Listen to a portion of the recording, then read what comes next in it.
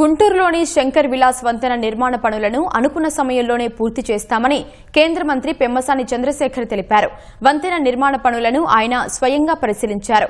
చిన్న చిన్న సమస్యలు ఉన్నాయని వాటన్నింటినీ పరిష్కరించి వచ్చే ఏడాదిలో వంతెన ప్రారంభిస్తామని ధీమా వ్యక్తం చేశారు. ఇప్పుడు స్టార్ట్ చేసి 1 year అయింది. డిఫికల్ట్ పార్ట్ అంతా కూడా పిల్లర్స్ ఏవైతే ఉన్నాయో అవన్నీ క్లియర్ చేసుకున్నాం. కింద పిల్లర్ చేయటం 2-3 పిల్లర్స్ ఉన్నాయి, అవి అయిపోతాయి. దానికి రైల్వే వాళ్ళ కొన్ని ఇష్యూస్ ఉన్నాయి, అవన్నీ కూడా అయిపోతాయి ఒక 2 monthsలో.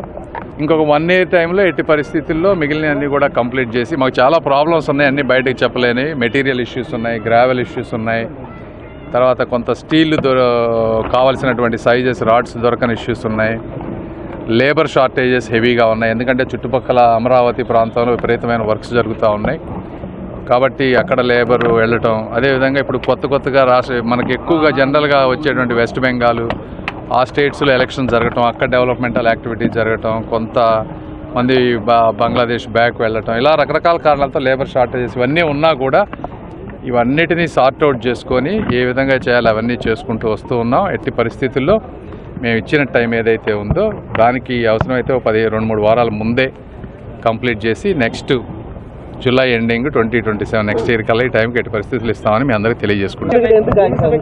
నందివేలికి కూడా ప్రాబ్లం ఏమి లేదు, గ్రావెల్ దొరకట్లేదు మనకి చుట్టుపక్కల. ఆ గ్రావెల్ ఫిల్లింగ్ అది కూడా సార్ట్అవుట్ చేసుకున్నారు అందరితోటి. ఏదైనా మనం అనుకున్న టైంకి నందివేలుగు ఒక 1-2 monthsలో అటు ఇటుగా అయిపోతుంది.